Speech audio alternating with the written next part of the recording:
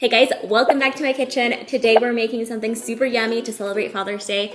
Happy Father's Day if I have any dads out there watching. And also to all you single moms, today I'm actually gonna be showing you guys my husband's all-time favorite breakfast because I'm actually doing like a pre-Father's Day celebration. And if you're not familiar with this dish, it's very popular in the South. It's a very rich breakfast that's going to definitely stick to your ribs and you're gonna need a nap time. Don't say I didn't warn you guys. So I have my skillet heating up. If you guys do not have an oven-safe skillet, you can definitely make the gravy on the stove and then make the biscuits separately in the oven, just following the instructions, and then combine them in the end. But I'm gonna actually combine everything at once so that cleanup is so much easier. I'm just gonna have one pan to clean up and that's it. We just need some breakfast sausage, and if you wanna be able to control the spice, then you can just use maple sausage and add a little bit of cayenne pepper, which is actually how I'm gonna be making it today. You're also gonna need some flour, butter, and milk. By the way, all of the measurements, ingredients are always in the down bar for you guys. We're gonna start off by browning the breakfast sausage. You want to make sure your skillet is super hot before you add the sausage. This is also going to help create a really nice crisp around that sausage. So I have it on medium-high heat, but of course it's going to depend on your skillet. Just let it completely sear for 2 minutes straight, and then you're gonna see how it creates kind of like a golden crust underneath, and that's what you want because all those little tiny pieces that are stuck to the pan is what's going to enhance the flavor of your gravy. I love a lot of pepper, you guys, so you will notice that as I'm browning the meat, I did season it with extra pepper.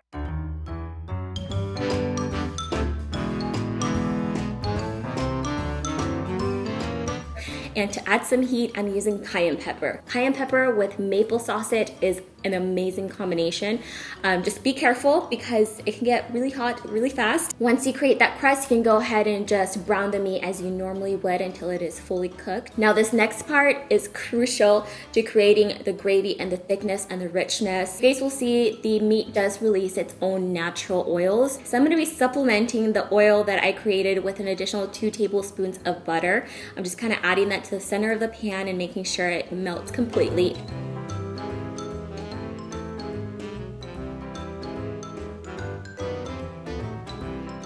And now I'm gonna go ahead and add my flour.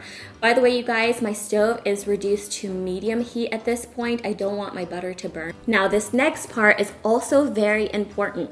You wanna make sure and mix that butter and that flour and that ground beef. You wanna make sure you mix it really well, and you're gonna let that cook for 2 to 3 minutes. Set a timer if you have to. Otherwise, what could happen is your gravy either will get a little bit kind of like chunky, or you'll have that really intense flour taste to your gravy, which nobody wants that. You'll notice that the butter sticks to the flour and it gets a little bit lumpy. All of that is totally fine at this point. You just want to continue stirring it. Now after 2 to 3 minutes have gone by, we're going to be adding our milk. I'm using 2% milk. You can use whatever you have, and you'll notice I'm adding it little by little and I'm stirring as I'm adding it. This is also going to prevent any clumpiness. Once all the milk is added, I go ahead and bring it up to medium heat and I wait for those little bubbles to start forming. As soon as the bubbles start forming, I bring it back down to a medium-low heat and let it simmer for about 10 minutes, just making sure to stir it every so often. This is the time when you really want to take your spoon and kind of scrape the bottom of the pan and make sure that all of those little bits that were stuck to the pan really lift, and it's going to create a lot of flavor. And this is also the point when you can go in and taste it and see if it needs any seasoning. It needs a little bit of garlic salt.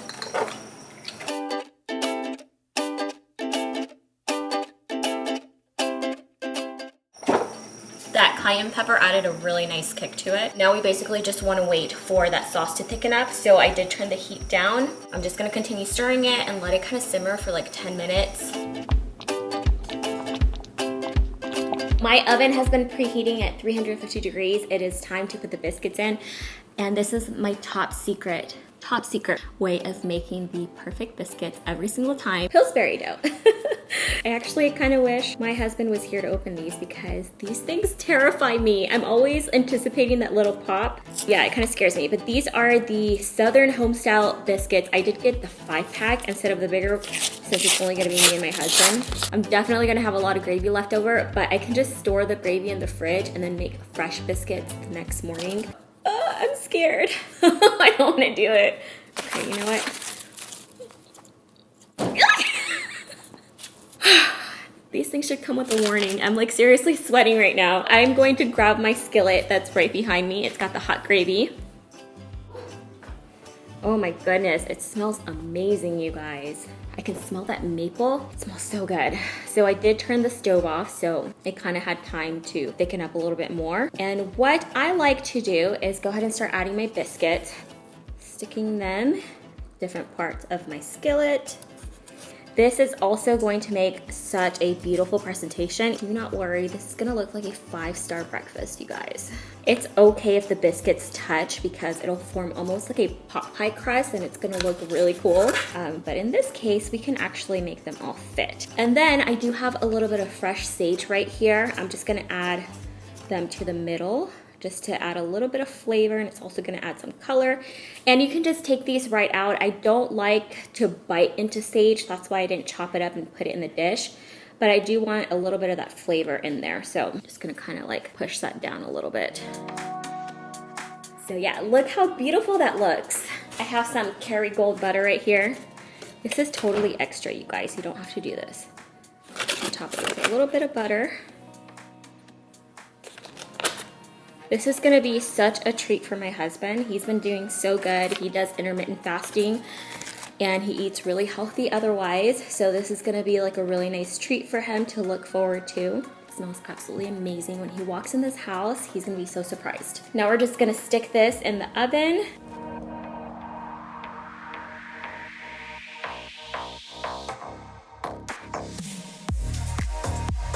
Look at that perfection. You could definitely serve this with some fruit, a smoothie. If you want to add a little bit of like health element, you can totally make like a green smoothie. Definitely need to take a bite of this like right now. Do you guys like your gravy like over your biscuit, or do you prefer it on the side? Like, I don't like mine to get soggy, so I like to dip as I go. Perfect bite.